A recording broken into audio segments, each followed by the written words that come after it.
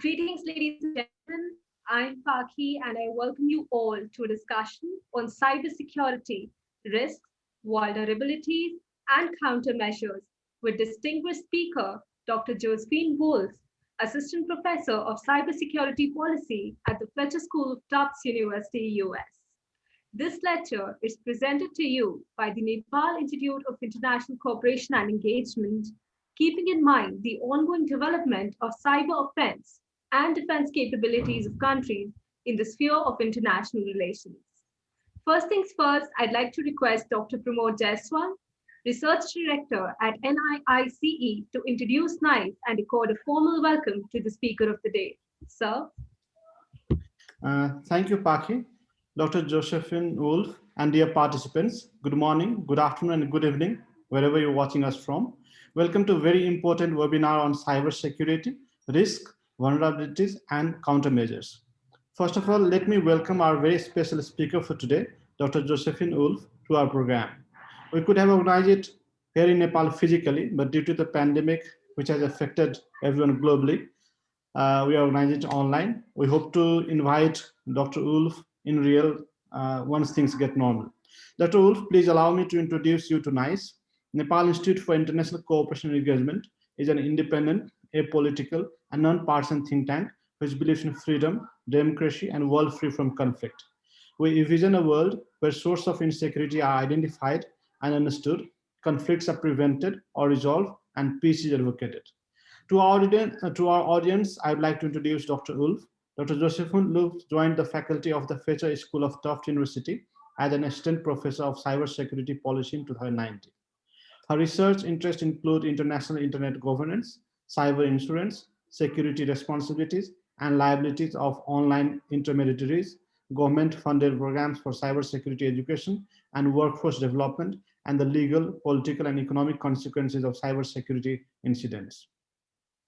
Her book, you will see this message when it is too late, the legal and the economic aftermath of cybersecurity breaches, was published by MIT Press in 2018.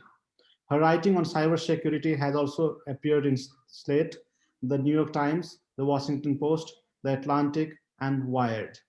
Prior to joining Fletcher, she was an assistant professor of public policy at the Rochester Institute of Technology and a fellow at the New America Cybersecurity Institute and Harvard Berkman Klein Center for Internet and Security and Society.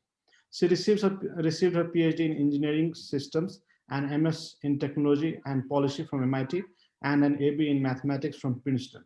As a student, she has spent time at Microsoft, the Center for Democracy and Technology, the White House Office of Science and Technology Policy, and the Department of Defense. Let me once again welcome Dr. Wolff. Over to you, Paki. Thank you so much, sir. Welcome, ma'am. It's a pleasure to have you with us today. You're an inspiration to many, and our audience would definitely love to listen to you. So, moving forward, I'd like to request you to make your remarks on the given topic. You'll be given about 30 to 35 minutes for the same, after which we shall be having a question and answer round. And this is for the audience. This session is streaming live on our Facebook channel. Do like, share, and comment. You're expected to put forward your questions for Ma'am Josephine to answer during the end of the session in the question and answer round.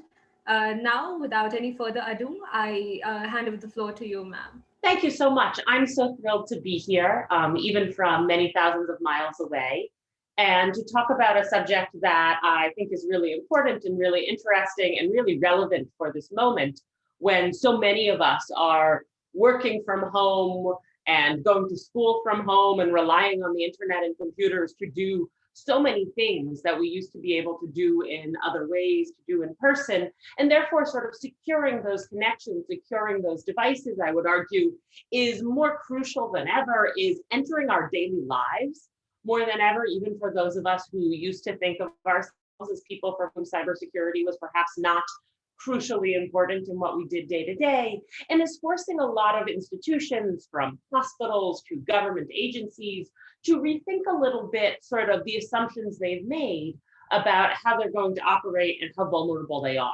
to cyber attacks. And what I want to talk about a little bit today, and one of the things that I've worked on for many years now, is thinking a little bit about what we can learn from past cyber attacks and what lessons we can take in terms of understanding what are the most effective countermeasures, how do we do a better job of protecting against these types of incidents in the future.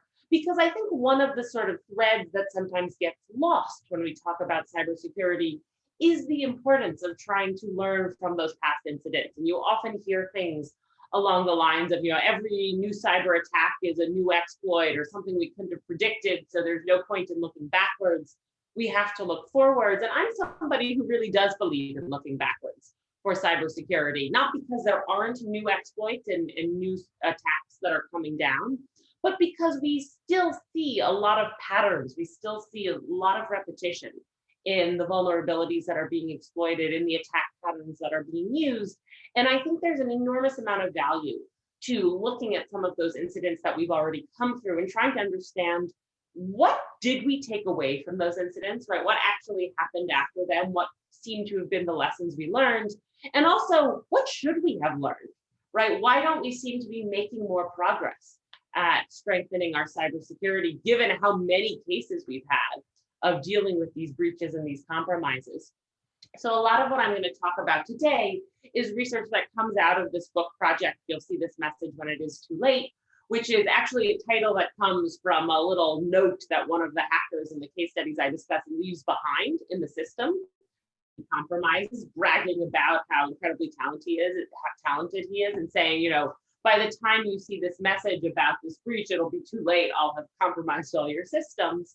And what I was interested in is sort of trying to understand, if we look not just at the sort of very short piece of the narrative about these incidents that you read in the newspaper, that you see on the news, but actually the whole life cycle of these cybersecurity incidents, what can we learn about the different ways we could do a better job of preventing them in the future? And I talk about 3 different types of incidents in the book. I talk about kind of cybercrime incidents where you see people trying to steal money, trying to financially profit off of certain types of breaches or ransom attacks. I talk about espionage. I'm thinking about the ways in which we see cyber espionage attacks play out and what we can learn from those. And then finally, I talk about this sort of third category of what I call public humiliation or vengeance attacks. And that would be something like, say, the Sony Pictures breach that was carried out by North Korea, where you don't see an adversary who's looking to make money, you don't see an adversary who's looking to steal secrets, but instead you're actually watching an adversary who's particularly focused on, how do I sort of publicly shame the victim, in that case, Sony Pictures. Another example might be something like the Ashley Madison breach. That was a website people used to find extramarital affairs, right? And their customer database was breached and published publicly. The idea, again, being not to sort of steal those people's money, but to publicly shame the company for its poor security practices. And what I'm interested in, the reason that I sort of look at these different incidents and try to drag out the entire life cycle of the attack, is sort of every single step that goes into it, from the early reconnaissance to the final stages, whatever those may be, is I'm really interested in this question of sort of, when you look at the internet and the online ecosystem, who are all the different intermediaries, all the different companies and organizations that play some role in helping that ecosystem flourish, helping that ecosystem function, and what security roles could each of those groups have? So I've listed a couple of them here on the slide, right? Some of the intermediaries I'm interested in are companies like internet service providers that carry the traffic from one internet user to another. What could they be doing for security? Or software developers who are writing code. What kinds of best practices should we be looking at for them? Hardware manufacturers, payment processors, the companies that actually process online financial transactions, the ad networks that post and process online ads, the social media platforms, the web hosts that post online content. Part of what I'm interested in is, how do we sort of understand this very complicated ecosystem with all these different companies and intermediaries, and what each one should be doing? Because one of the things I find when I look at my case studies, and I'm going to talk about a few of them today, is that one of the ways in which this complex online ecosystem manifests in cybersecurity is that there are so many different companies involved that there's always someone else can point to and say, oh, this was really their fault, right? It's never clear in the aftermath of a breach who should have been responsible for defending against this, where was the failure, what can we learn? Because there are so many different entities that bear some responsibility for some piece of what happened. And a big part of what I wanted to do with this project and what I hope to do with this talk is to try and untangle some of the threads there and say, okay, there are a lot of different companies on the internet, there are a lot of different organizations that play some role in every online transaction you make, but which ones do we think could really make a big difference here? Which ones do we think we should really be thinking about policy and regulation and requirements and best practices and standards for? And how do we sort of pull that out and make some of these hard determinations about who's actually responsible? And that's, I think, the first step to making the hard decisions about who are we going to expect better from in terms of cybersecurity? Who are we going to try and incentivize to really invest more in this space and do a better job of this? And the outcomes, or what I try to produce in my research, are charts like this, where I say, look, here are a whole bunch of these different defenders, right? And defenders is just the sort of general title I give to all those different types of online intermediaries. An internet service provider can be a defender. They can find malicious traffic and try to block it. A software developer can be a defender. They can look for bugs and vulnerabilities and try to patch them. And then think about sort of what are the risks that are within that group's control, because each one has sort of different capabilities, different access, and how many of them are there, and how sort of feasible is it to try and regulate them and require better security? Because a lot of my focus really is on that cybersecurity policy piece, that question of sort of not how do we build better technology than we have, but how do we make use of the good technology that already exists? Why is it that even though we have so many forms of security and so many types of protection, we're so bad at implementing it correctly, at getting people to purchase it, at sort of actually making progress in this space rather than just developing new technologies? So I'm going to talk to you briefly about a couple of the cases that I think are sort of interesting historical looks at how things can go wrong and what we might learn from them. I'm going to start about 15 years ago, which is very old in cybersecurity terms, one of the kind of first big landmark data breaches in the very late 2005, early 2006, starts here on this highway in Miami, Florida, in the United States.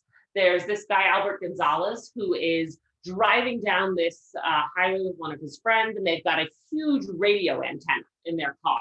And they're just using the antenna as they drive by different stores to see, is there a Wi-Fi network in this store that isn't being well encrypted? It's a process that we sometimes call war driving, just driving around looking for vulnerable networks that they think they can attack. And they find one at this Marshall store. This is a clothing chain in the United States and other places. And they drive by this big store and they see, oh, there's a Wi-Fi network at the store that we can pick up with our big radio antenna that's not being encrypted properly. And this is Jonathan James in the bottom corner of the slide, who's another one of the co-conspirators in this plot. So he and Gonzalez and some of the others pull into the parking lot at the Marshall store with a laptop, and they connect to the Wi-Fi network, right? They're close enough that they can get the signal. They connect to the Wi-Fi network. The Wi-Fi network is encrypted, but it's encrypted with a technology called WEP, which is an older encryption technology than WPA, what we use today. And so it's possible for them to capture a lot of the packets off that network and decrypt the traffic so that they can actually see what's happening on the store's network. And they recruit this guy, Stephen Watt, to build this packet sniffer for them. And packet sniffer is just a piece of software that collects all those packets off the store's wireless network and then uses those to reverse engineer the encryption key and decrypt all of the contents. And one of the things they're able to get when they do that are the credentials, the username and password that Marshall store uses to connect to its corporate headquarters, which is a much bigger company called TJX, which owns a whole bunch of different chains of retail stores across the world, that's headquartered not in Miami, Florida, where this is happening, but in Framingham, Massachusetts.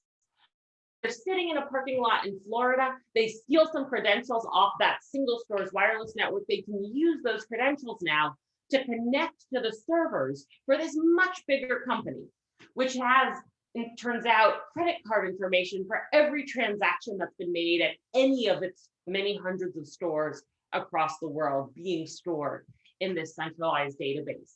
And as they get access to that and they're able to steal more than 45 million credit card numbers, we start to see in 2005, 2006, the origins of these really large scale payment card breaches that cost a lot of money, that affect a lot of people, and that are very, very sort of international in their scope and their impacts, and also hard to police, hard to stop once they're in motion. So if we think about sort of what I call that attack life cycle and the different stages, also sometimes called the kill chain of a cyber attack, we can start to divide out what are some of the different stages in the TJX breach, right? I mentioned there's the war driving at the beginning, then there's the packet sniffer, the connection to the remote servers for the headquarters of the whole company from that Florida store. Then there's going to be a stage of exfiltrating data from those stores. So once you get into that main database, you're still going to have to steal all of that data, which is going to be sent to servers in Ukraine and Latvia, in this case, where the criminals feel that they have servers in a host they can trust. Then they're going to use that information to print fraudulent credit cards that they can sell. They're going to decrypt the PINs for some of those credit card numbers and debit card numbers. And all of this is going to happen in different places around the world. So it starts in Florida, but by the end of this process, there's going to be involvement from folks in Eastern Europe and China. And because of that, there's going to be a law enforcement role for people around the world as well. And we think about sort of at each stage of this life cycle, what could be done to try and protect or prevent this from moving forward. You can see there's really a wide range, starting with you could have encrypted your Wi-Fi access better, right? That protects against the war driving phase, all the way down to thinking about doing a better job of key management or monitoring the exfiltration and the outbound traffic better. And one of my hypotheses, one of the things that I look at is this question of, okay, if you have a whole bunch of different defenses that might interrupt different stages of an attack, which of them are actually most effective? Which are the ones that matter most if we're going to try to take one or two lessons from an attack like this? And I think that's important to do, partly because when we look at sort of media coverage of these types of incidents, it's often very narrow in terms of what it believes the problem was. So here are some headlines from that particular breach many years ago now. And one of the things you'll notice is they're all about the wireless section, right? Here's the Wall Street Journal, how credit card data went out wireless door. Ars Technica blamed for record-breaking credit card data theft laid at the feet of WEP. That's the Wi-Fi encryption algorithm. TJX's failure to secure Wi-Fi could cost $1 billion. Everybody is saying over and over again, this is just about that first stage. This is just about the Wi-Fi protection, even though when we look at this larger map of the attack life cycle, it's clear there are a lot of other ways in which you might think about defending against this attack, and even, I would argue, perhaps more effective ways. And by more effective, I mean, had there been better Wi-Fi protection in this incident, there would still have been a lot of ways to compromise the TJX network. And we see that in a whole bunch of other breaches, right? Somebody could send a phishing email and steal the credentials that way, even if the wireless network was well protected. Somebody could drop an infected USB drive in one of the stores and hope that it was plugged into a computer. So there's a real focus in sort of popular narratives that emerge around these breaches on these very early, very technical stages of the attacks, and not a lot of focus on how you protect against the later stages where the stolen data is actually being monetized and sold, and where I would argue there's much more of a role for policy and for law enforcement intervention.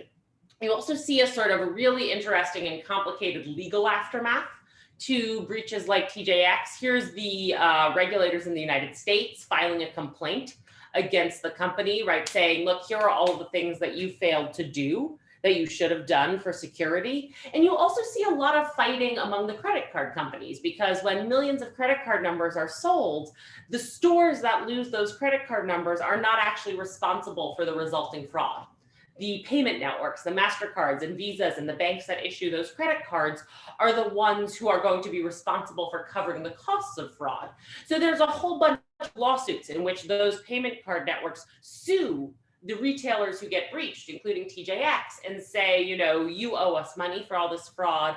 And there's also a subsequent liability shift around credit cards. And you see this in the shift to the microchip cards, which happens in the United States many years after this TJX breach. And it happens because there's been so much fraud from these large scale breaches that it's no longer profitable, or it's no longer sort of cheaper for the credit card companies to just cover the costs of fraud than it is to replace every single credit card with a new chip enabled card. So you get this liability shift, and even after that happens, you continue to see these different intermediaries who should be on the same side, who should all be sort of trying to stem fraud together, fighting with each other. So after that happens, Home Depot, which is another chain of stores that suffered a major breach, sues the payment card companies back. This is after the payment card companies have been doing breach stores for many years, and says you can't just make this liability shift without doing all these other things that we think you should be doing to make this process more secure.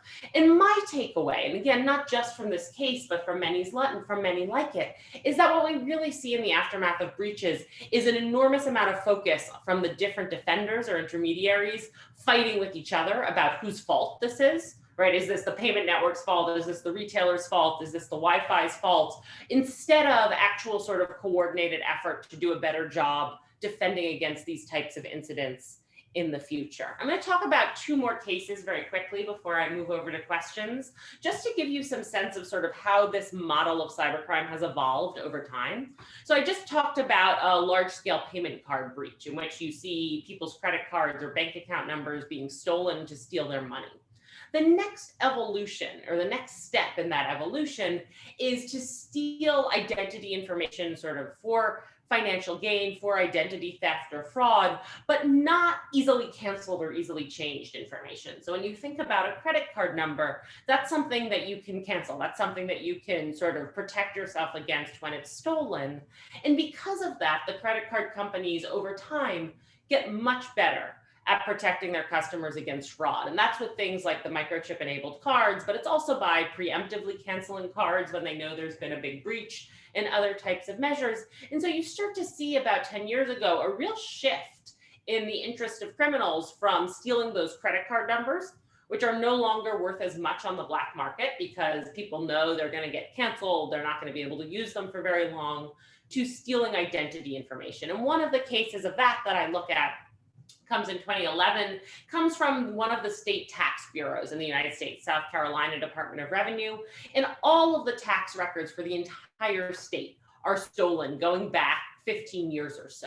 So that's all of the personal information about your name, your date of birth, your address, your income, your job, right? An enormous amount of information that would be useful if I wanted to open up a bank account in your name or take out a loan in your name, perform some act of identity theft or fraud. And there's this really interesting back and forth in that case as well, where you start to see again this blame game, this sort of whose fault is this? The governor of the state where this happens announces, you know, the problem is that the IRS doesn't tell us what we have to do. And that's why nobody knew how to protect against this kind of thing. I'm not going to settle for that anymore. The IRS responds and says, no, it's not our job to do that. The National Institute of Standards and Technology is responsible for telling you when you're supposed to be protecting this information and how. So you see that back and forth again. And you also again see this emphasis, as you did before, on the idea that there's sort of one specific missing piece of technology that would have fixed this. So with the TJX case, that was the Wi-Fi encryption. In the South Carolina Department of Revenue breach, that's going to be about what we call two-factor authentication. So if any of you use Duo or any of those similar kinds of systems where you get a text message when you try to log in with a one-time code that you type to finish authenticating, that would be the kind of system that they're very focused on in the aftermath of this breach. And there's a state Senate hearing where everybody's saying, you know, if you just spent $25,000 on two-factor authentication, none of this would have happened. And you see again this similar narrative emerging of people thinking this is all about sort of buying one specific piece of technology that prevents a whole incident, when in fact there's again a lot more sort of richness and complexity to these things, and not usually just one simple technical fix that makes everything better. There are also a bunch of lawsuits that come out of this incident. One of the takeaways from those is that it's very hard for people to sue when their personal information is stolen. It's very hard for them to prove that they've actually been injured. So this on this slide is a list of all of the ways in which the people affected by the breach say they've been injured, right? They have loss of privacy.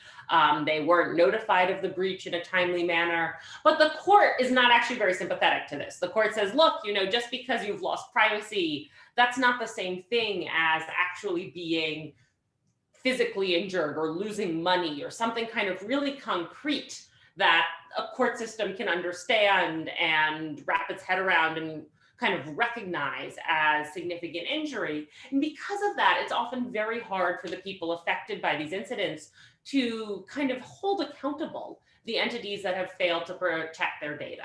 And that again adds to this sort of complicated incentive structure where organizations in both the public and the private sector often don't have a lot of incentives to protect data. They know that if this data gets stolen, that will mostly affect their customers, their users. It won't really hurt them as much. And there won't be a whole lot that those customers are necessarily able to do in the aftermath. So I also want to take the last 5 minutes to wrap up on sort of the final wave of this evolution of financial cybercrime, which is around extortion and ransomware. I'm going to talk a little bit about the case of the botnet game over Zeus, which is used to distribute one of the sort of most successful early ransomware programs called CryptoLocker.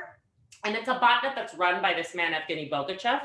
And I think it's an interesting example of sort of why even when you're able to identify who's behind a cyber attack, even when you sort of know who he is and where he lives and what his name is, there are still a lot of international cooperation problems that make it very hard to do anything about that. So the United States and many other countries have known that this is a very serious cyber criminal for a long time, but they can't actually do anything about it other than sort of mocking up these wanted posters without the cooperation of the Russian government. And you see sort of the need for international engagement and cooperation and norm setting in just how far apart these countries are on being able to work together on these issues. What Bogachev's group does is they build this bot, this big network of infected machines, and they use it, among other things, to distribute this CryptoLocker ransomware, which is one of these early ransomware programs that encrypts your hard drive and shows you a message like this that says, unless you pay some amount of cryptocurrency, you'll never get back your files. And many people do submit payment, and it's a fairly lucrative scheme and continues to be fairly lucrative, right? When we look at sort of the COVID landscape, one of the things we worry about a lot is ransomware attacks that are targeting hospitals and healthcare centers and making it very hard for them to provide healthcare and to offer treatment to their patients right now.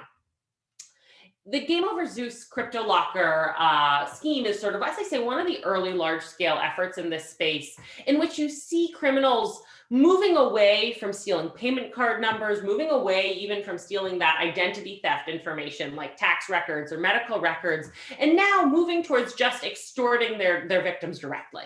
And so instead of stealing your credit card number and then having to sell that and profit off of it sort of later down the road, the advantage of ransomware to criminals is you profit immediately and directly. You say, okay, I'm coming, I'm in your computer, and now I'm just going to take your money instead of taking your data and finding a way to profit off that. And it's also very effective because it means you no longer have to find valuable information to somebody else. Right? If I'm trying to steal information of yours and sell it, then that has to be information somebody else is interested in. And most of the things on my computer, nobody would ever want to buy. But if you're just selling that information back to me, of things on my computer are things that are valuable and important to me. So you're able as a criminal to monetize a lot of data that otherwise would just be kind of worthless or uninteresting to most people. There's an international coordinated response to the CryptoLocker and Game Over Zeus bots. And this is a part of the release from that response where they try to take down that bot. And it's a very involved takedown effort. It requires an enormous amount of cooperation from different governments, from private industry, to try and figure out where all the command and control servers for the bot are and either block them or seize them. It's complicated partly because it's a very complicated bot structure where there are a lot of intermediate command and control servers. So you can't just seize one server and stop the whole thing. You have to find a lot of servers placed all over the world in order to make this work. And there's a lot of evidence collected about sort of how this is being used for criminal activity, including the sort of instruction panels that are being issued around sort of how to make money drops and things like that. Here's a translation of one of them that's sort of giving instructions to the people who are supposed to collect the money as it's paid by victims and transfer it to the people running the bot. Here's a ledger that shows all the different transactions that they're tracking, sort of who's made payments to them, how much they've managed to steal, which law enforcement is able to use to match up against victims of this ransomware and say, okay, based on the amounts and the dates, we're pretty sure that this is being used by the people who were sharing this ransomware. So I want to wrap up here because I do want to leave time for questions.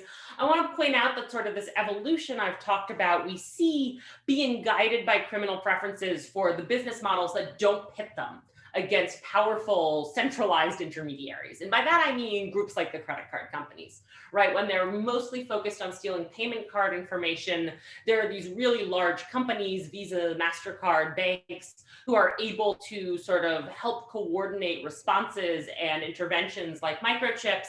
When you move away from payment card fraud towards identity fraud, you take some of those intermediaries out of the equation. You're now stealing information that can't expire, so you're under less time pressure to use it quickly. You can sell social security numbers or addresses or dates of birth, for a long time because I'm never going to be able to change my date of birth or my social security number or something like that. But you still need to be able to find a way to sell that stolen data on the black market. So that's still sort of an extra stage of the attack in order to profit financially. That can be complicated and risky. And that brings us to the ransomware model, where you no longer have to really sell your stolen data on the black market because you're selling it directly back to the person who initially owned it. And that means you can sell a lot of kinds of data other people wouldn't want to buy. It means that you're no longer selling to other criminals. You're sort of selling to legitimate users who have just gotten caught up in your scheme. And therefore, it's harder for law enforcement to kind of monitor the black market forums that they've been using to figure out who the criminal agents are behind this kind of activity. And there's much less sort of ability to regulate and police those forums. And one of the things that I think is interesting here is that you learn from sort of each of the effective means of trying to mitigate earlier types of financial fraud. What are some of the ways in which we might be able to do a better job with the ransomware and extortion piece that we're dealing with now? And part of what we see is that we probably need some of these larger centralized intermediaries that are involved in thinking about regulation of cryptocurrencies or other issues to help try and make progress, to help move the needle here. Partly also because, and I think this is sort of an under-recognized point of ransomware, the costs of ransomware fall on individuals much more than the costs of these earlier forms of cybercrime. So if you think about payment card fraud, if your payment card number gets stolen, then you are probably not going to be responsible for the fraud that's put on that card, right? Probably your bank is going to cover that as long as you report it and you notice what's going on. But when we talk about ransomware, that's no longer true. Right now, that's your responsibility if you decide to pay a ransom to get back your files. And because of that, the costs are much more disparate. They're much more spread out. And so there are fewer entities that have sort of really large financial incentives to try and make a difference and to try and improve the defensive posture here. So that's one of the sort of big takeaways around costs here, that when you don't have those powerful centralized intermediaries, the costs are much more likely to fall on individual users, even though most of the time individual users are not the people who are in the most powerful position to make sort of systemic change around cybersecurity. And that we've now landed in a crime landscape where those are the sort of people who have the most focus and the most responsibility in some cases for protecting themselves and protecting their data, instead of some of the larger entities that we might want to rely on for this type of thing. And so I'm going to end, as I often do because I work on policy, sort of thinking about some of the policy recommendations and roles for policies we might draw out of this. I think naming and shaming perpetrators, which is something we've seen over the past few years, is an important piece of that, but really only one piece of it. And clarifying the security standards and expectations for companies is another big piece of what needs to happen. Regulating the responsibilities of powerful intermediaries. So thinking about sort of what are banks not just expected or hoped to do, but actually required or regulated to do in terms of security, thinking about other types of intermediaries who are not currently responsible for a lot. And here I particularly think about sort of the cryptocurrency related intermediaries, because cryptocurrency plays such a central role in all of those sort of ransom and extortion based crime models. Recognizing some of the different types of harm that result from data breaches. And this comes back to that question of sort of who gets to sue and how do we hold entities responsible. If you don't recognize something like the loss of privacy as an injury, then what does that mean for how you're actually going to try to hold people accountable? And finally, thinking about sort of what are the consequences for intermediaries who don't protect their own platforms, and those platforms are then used to hurt other people or used as sort of a way to attack next third-party targets, and what kinds of responsibility and consequences we could implement there. So I'll stop there and take questions from folks. I don't know if there's a sort of preferred mode for questions. I'm happy to take them from the chat, from the raise hand function, whatever is easiest. Yeah. Thank you so much, ma'am. I'll be taking in the questions for you, and you may ask. Yeah. So thank you so much, ma'am, for throwing light on a lot of aspects. You threw light on numerous cases, and in addition to it, you also discussed stages, and then you talked about cryptocurrency as well. So it was a very insightful presentation, to be very honest, and I personally got to know a lot more new things related to cybercrime, cyber warfare, and all of these things. Thank you so much, ma'am, for delivering this presentation. And now we move forward towards the question and answer round. So towards the end, you discussed about cryptocurrency, right? And in the chat box, we received a question regarding the same. So that'll be the first question that I'll be taking for you. So here I go. What do you think? Should cryptocurrency not be allowed, as it's a preferred currency of hacker post ransomware attack? Because Nepal has already banned it. So should it be allowed or not? I think it's a really complicated question. And I think my sort of personal opinions about this come down around it should be allowed with all the same rules and restrictions that standard currencies are allowed with. And that's actually, you know, not a simple thing to do, because it's a very different kind of technology than traditional currency. And it's also not a simple thing to do because different countries approach it in very different ways, right? So if Nepal decides to ban cryptocurrency, that might make it harder for cyber criminals to operate ransomware schemes in Nepal, but it doesn't make it any harder for people in Russia to target victims in Nepal with ransomware. And so I think there's sort of this very complicated thing where you get a number of countries that have taken a fairly hardline approach to cryptocurrency, right, in line with the Nepali approach. And then you get a lot more that say, oh, you know, it's a really important tool for innovation, really important economic drive. In the United States, cryptocurrencies are not illegal. They're regulated in some ways. They're regulated in more ways, perhaps, than they are in some other places. But what makes this tricky is that we have so little international consensus. And so I don't think that the answer is to say we should ban them everywhere, partly because I don't think that's realistic at this point. But I do think that there would be a lot of value in trying to do a better job at the international sort of coordination level of thinking about, are there any sort of rules that we could all agree on? So for instance, one of the kinds of rules you see discussed a lot in this space has to do with when cryptocurrency is exchanged for traditional currency, right? If I'm doing that exchange, if I'm a cryptocurrency exchange, am I required to take down a lot of information about you so that we can track sort of whose cryptocurrency was this, and when it was turned into traditional money, do I have to report any of those transactions? Do I have to say, you know, so-and-so transferred a huge amount of cryptocurrency, something like that? I think those are the kinds of rules that make it easier to say, somebody stole millions of dollars worth of cryptocurrency. Do we have any way of figuring out who that was? And so those are the kinds of regulations that I tend to think of as being most helpful. But as I say, they're only helpful if you have sort of buy-in from all or a lot of the different countries that are involved here. Because this effort to sort of do it country by country really, I would say in a lot of ways, just leaves a big opportunity for the countries that don't regulate cryptocurrency to have a thriving cybercrime business within their borders, because cyber criminals know, oh, if I stay in Russia, then there are no consequences for this kind of cybercrime. There's no crackdown on the cryptocurrency that I'm making here. And that, I think, really undermines all of the sort of individual national efforts in this space. Thank you so much, ma'am. We've received the next question from the same person. The question is, one can set up a security operations center, that is the SOC, to protect your organization infrastructure, data, and applications. But nowadays, so many illegal activities are happening on dark web. How do you think that it can be controlled?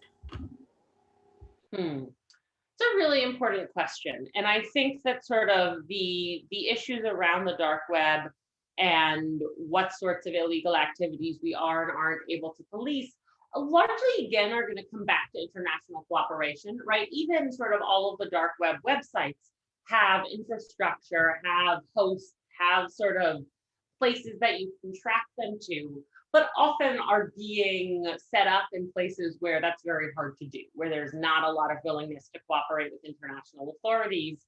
And so I think that sort of one of the things we really have to reckon with, and we haven't done a great job of reckoning with yet, in terms of thinking about the internet as a global network, is what does it mean to sort of share a global network across the world when people don't have the same rules, people don't have sort of the same ideas about what a secure internet should look like.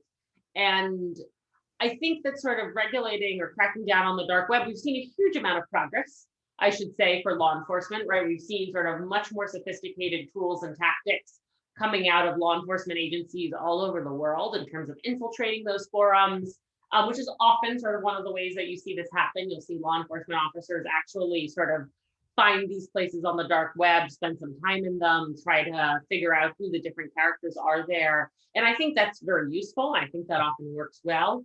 But I think that to sort of tackle this at scale and make it harder for things like, say, the Silk Road website, as soon as it's taken down, to pop up in 5 other places, you have to be able to sort of work more effectively and more consistently with international partners. And that's the piece that I would say is still missing. Thank you very much, ma'am. Points very well taken.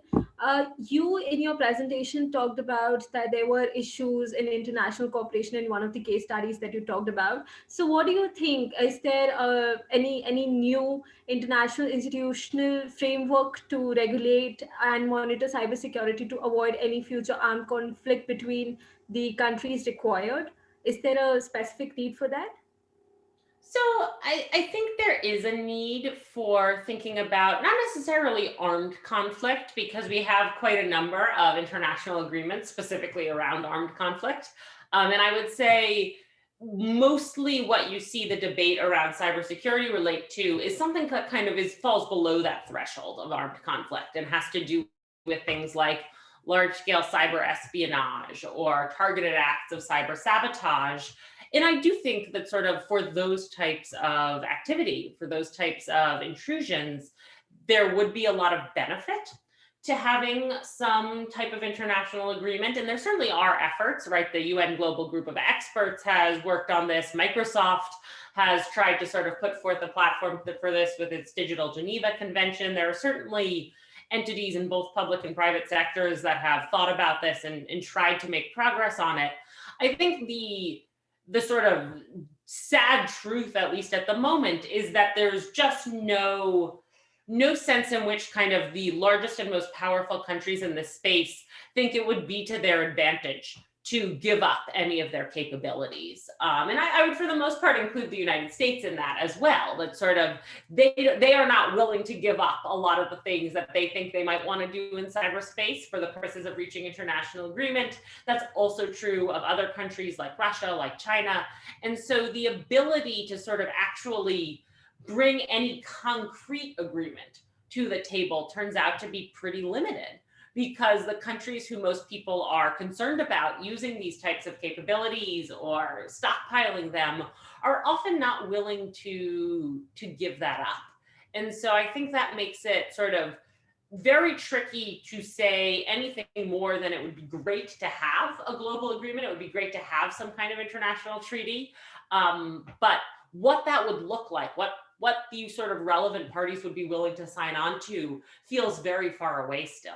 Thank you. Thank you so much, ma'am. So there's this question that has been asked by someone called Sumit. The question is, will the use of blockchain technology improve the security of information transfer on the internet or not? I don't know the answer to that. What I would say is so far it has not really, right? So far we have not seen blockchain sort of yield a lot of very positive security benefits for most people. And so I'm not extremely optimistic about it in that regard. I do think it's important though, and I think your question sort of raises this as well, to remember that each of these technologies is sort of fairly neutral in its development and its design. And so it's not that I think blockchain is a bad technology or a harmful technology. It's just that I would say sort of the applications we've seen it applied to so far have largely not been ones that brought about a lot of positive security consequences. That could change, right? That's very much a choice on the part of people using it and deciding how to apply it. But so far, I have not seen a lot of very, very promising indicators that it will. Thank you, ma'am. That was a very diplomatic answer. And now moving forward, there's this question that I'm going to take from Facebook. The question is, according to you, which country is leading in cyberspace? How much importance do they give to cybersecurity? So I think that really depends on what you mean by leading in cyberspace, right? And I don't say that to avoid answering the question. I say that because I think to different countries that actually has a very different meaning. So if you think about, say, a country like Estonia in Europe, right? They think of themselves rightly as sort of a leader in e-government and rolling out digital technologies that can be used by their citizens to do things like online voting or to have e-identities, right? It has a very sort of evolved and robust digital identity system across the country, and that can be used for a whole bunch of different things. So I think, there's one perspective that would say a country like that has really managed to develop a fairly sophisticated and robust use of these online technologies for government and citizen life is leading in cyberspace. But I think the flip side of that, and something you hear a lot in sort of the world that I live in, is that the countries that are leading in cyberspace are the ones that have kind of the most sophisticated or aggressive offensive technologies, which would certainly not be Estonia, right? For that, we would look to countries like Russia, China, the United States. And so I think sort of how you view what it means to lead in cyberspace depends on whether you view cyberspace as a domain for conflict, in which case you look at the countries that sort of have those offensive capabilities and are able to launch fairly sophisticated acts of espionage and sabotage against each other. Or you think of cyberspace as a domain for kind of progress and connectivity and improving the lives of people sort of trying to work and learn and all of that. And then you look to countries like Estonia and you say they've really kind of made the best use of the technology in that dimension. I think countries sort of rightly feel that there are values to both of those a lot of the time, and that's something that they want to pursue on a lot of different fronts. They want offensive capabilities. They want to be able to make people's daily lives easier. But I don't know that sort of anybody has managed to do both of those in a really kind of clear, unified way. Thank you so much, ma'am. You talked about Estonia in this thing, and that was a very new thing that I came to know from your answer. But then moving forward, how do you look at the issue of Hawaii? Because many governments have accused them for spying or for accessing confidential data. How true do you think it is? So I think this, again, a really complicated question. I would say most of the accusations or most of the sort of allegations that have been raised against Huawei in the United States in sort of discussions with its allies about trying to block the use of Huawei infrastructure from the 5G network have been more hypothetical than sort of concrete examples of Huawei has stolen this information. There are some examples of sort of actual cases in the past of Huawei being accused of stealing mostly, I would say, corporate intellectual property. There aren't, to my knowledge, a lot of public examples where we can say, look, Huawei stole this communications information. But I think the concern is more that if the Chinese government demanded of Huawei that they help intercept some information or online content, that Huawei would not be in a position to refuse that there would not be a lot of sort of avenues for them to say no to that. And I think that part is probably fair, right? The concern that sort of the relationship between the government and the private sector in China is such that there's not the sort of things we might expect in the United States where a company can go to court. And so, for instance, you see this between Apple, the tech company, and the FBI in the United States, that there are these legal struggles where Apple says, we don't want to comply with your order, we don't want to help you do this thing, and there are channels for trying to address that. And I think to people in the US and perhaps in European countries as well, the absence of those channels, the sort of sense that there's no recourse like that, is part of what's concerning, beyond just the question of sort of, is Huawei actively currently trying to pursue any kind of espionage agenda or building any kind of backdoors into their products. And I think that's a really hard one, because there are no countries that are going to agree completely on the question of sort of whose technology they trust from overseas. And one of the things that I do think is a risk here is the possibility that every country is going to kind of come away from this conflict feeling like we should only trust the technology that's made by us and our very close allies. And I think that's a sort of source of some concern, because then you have a lot of countries making technology that they may not actually be able to make as securely as possible. But at the same time, I think when you look at sort of the history between China and several other countries, including the United States, around cyber espionage, it's right to be careful. And it's perhaps especially right to be careful because with physical infrastructure for these networks, you can't change it as quickly as you can software, right? If there's malware on my phone or on my laptop, then when that's found, there are relatively quick ways to sort of address that and download an update or reboot and make sure that that's taken off the machine. If the vulnerability is sort of built into the infrastructure of the network, then you have to actually go out and pull out wires and take out servers and sort of rip out the network to fix that. And so I do think that there's value in sort of being really thoughtful and really careful about who you trust with that. Thank you so much, ma'am. We now move forward to the last two questions. The second last question that I'm going to take here is, what are the reasons for increase in cybercrime cases, especially during the COVID-19 pandemic? So I think probably there are a lot of reasons. I would say a couple that I would call out. First of all, right, we're all working from home more. We're all sort of moving more of our life online. I think we shouldn't be surprised that criminals are doing that as well, right? That it's, no longer a very easy or convenient moment to be committing crimes in person or on the street. And therefore, there's much more interest in sort of how do you do this online? How can you use phishing emails or credential theft or other things to steal money?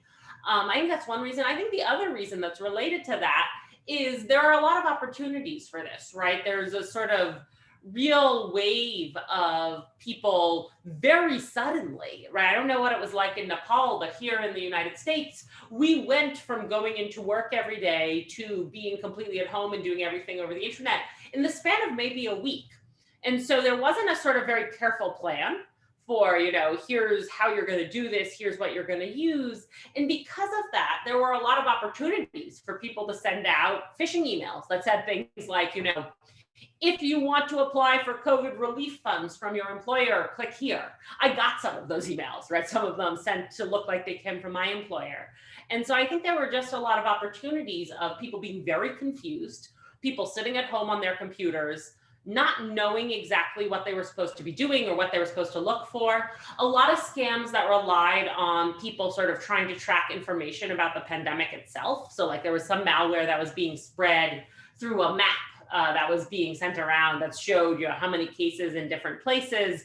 You could see criminals taking advantage of kind of what people were interested in the moment and trying to develop scams that would take advantage of that. I think that's also contributed to that rise in cybercrime. I would say the final thing that probably contributes to it is a lot of people have lost their jobs. A lot of people are struggling to find money and struggling to figure out sort of what can they do from home, from their computer, and that probably also contributes to seeing some of this rise in cybercrime. Absolutely, ma'am. You pointed out very good points towards the end that it's because of unemployment as well. And now moving forward towards the last question, if you look at the frameworks for cybersecurity, risks and strategies for developing countries, what do you think are the recent gaps? It's a really good question. I think some of the big gaps are related to issues of data exfiltration. So I talked a little bit about this in some of the cases I talked about, but I think one of the things that we don't focus on enough is sort of monitoring the data that's leaving your networks. And the question of sort of, especially if you're thinking about something like espionage, right? This is less helpful if we're talking about ransomware, but if you're thinking about espionage, one of the sort of recurring patterns that nobody can get away from over the history of cybersecurity attacks is it requires taking a lot of data off your computers. And I think we don't do a very good job setting standards or building frameworks that really focus on that stage and focus on how do we sort of crack down on that piece of the infiltration. I think you mentioned developing countries. I think that's particularly important there because often one of the things we worry about in developing countries is, are there going to be sort of, so is there going to be so much concern on getting digital infrastructure into the country and getting things online that there won't be sort of enough time or enough attention to worry about all of the security risks, and particularly the espionage risks, right? If you're relying on a country you don't necessarily trust completely to provide that infrastructure, to provide that equipment for you, are you going to be vulnerable if they say offer it to you at a low price and it turns out that they're siphoning off a lot of your data and conducting espionage with it? So I think that's one thing that I worry a lot about is sort of, have we done a good enough job in the gap around data being exfiltrated? I would say the other piece that I think we don't focus on enough is something called network segmentation, where you divide up your network and you say, you know, look, there are some parts of my organization that, like the public facing website that everybody can visit, I don't need to protect the information that's stored on that. But there are other parts of my network that I really do need to be able to protect. And I need to be able to sort of separate those off in such a way that if somebody compromises the website, they haven't also compromised all this other much more valuable information. I think you see that as well around things like ransomware, where one computer in one hospital gets infected and all of a sudden that infection spreads to every computer, right? And there hasn't been a good job of sort of segmenting that network and saying, you know, as soon as one piece gets compromised, we need to make sure that doesn't spread across the whole network. So that's another area that I think we could do a better job on. Thank you so much, ma'am. Thanks a lot. With this, we come to the end of today's session. On behalf of Nepal Institute for International Cooperation and Engagement, I'd like to extend our sincere gratitude and thanks for agreeing to have this session with us. It was really a pleasure listening to you, and I'm sure the same is the case with our audience. Thank you so much for joining in. And in addition to it, I'd also like to thank the audience for this session. Thank you for putting forward your questions and helping us make this event sound like a resounding success. Thank you so much, everyone. Jaiswal sir, would you like to say a few words as well? I'd just like to thank Professor for her time. Thank you so much, Professor.